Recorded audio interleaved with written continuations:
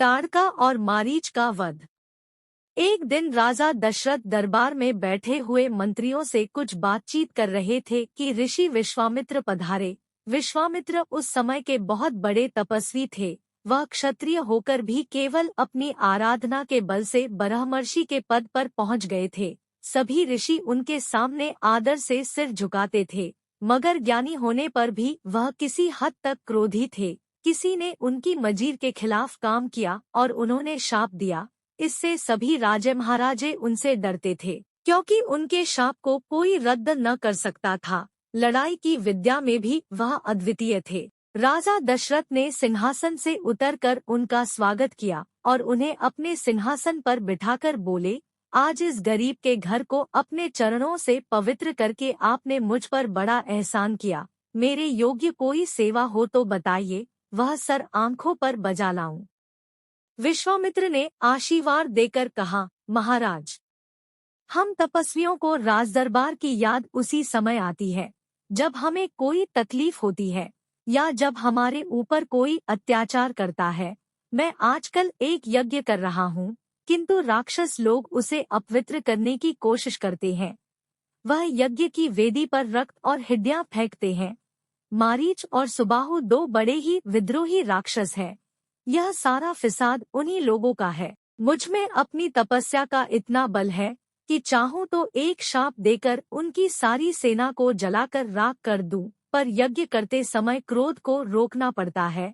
इसलिए मैं आपके पास फरियाद लेकर आया हूँ। आप राजकुमार रामचंद्र और लक्ष्मण को मेरे साथ भेज दीजिए, जिससे वह मेरे यज्ञ की रक्षा करे और उन राक्षसों को शिथिल कर दें। 10 दिन में हमारा यज्ञ पूरा हो जाएगा। राम के सिवा और किसी से यह काम न होगा। राजा दशरथ बड़ी मुश्किल में पड़ गए।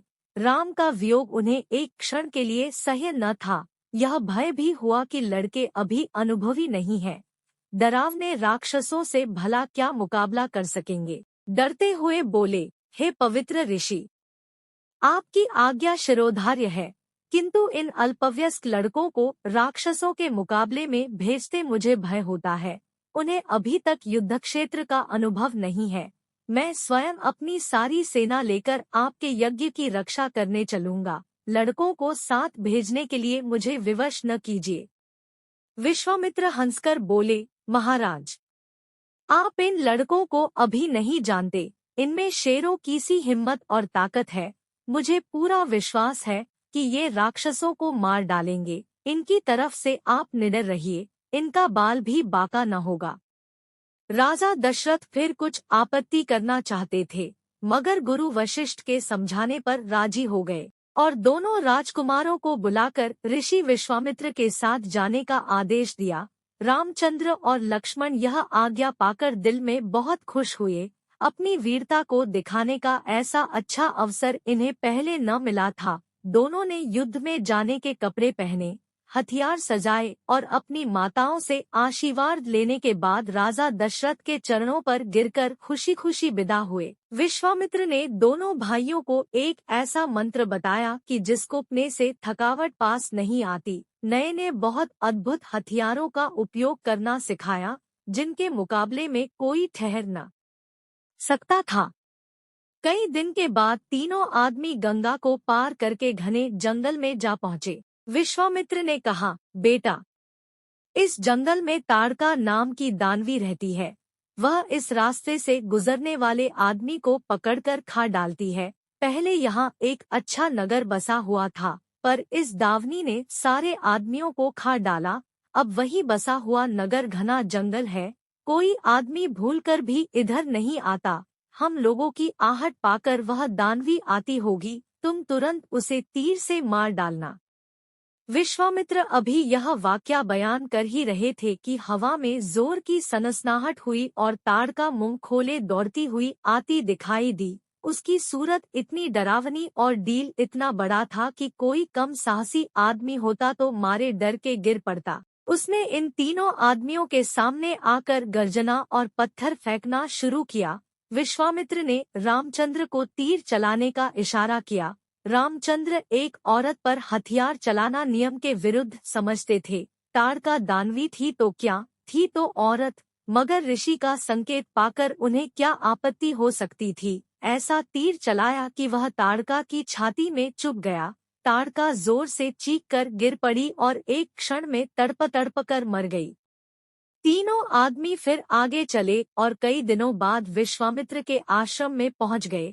था तो यह भी जंगल, पर इसमें अधिकतर ऋषि लोग रहा करते थे। शेर, नीलगाय, हिरन निडर घूमा करते थे। इस तपोभूमि के प्रभाव से शिकार खेलने वाले भी शिकार की तरफ प्रवृत्त न होते थे।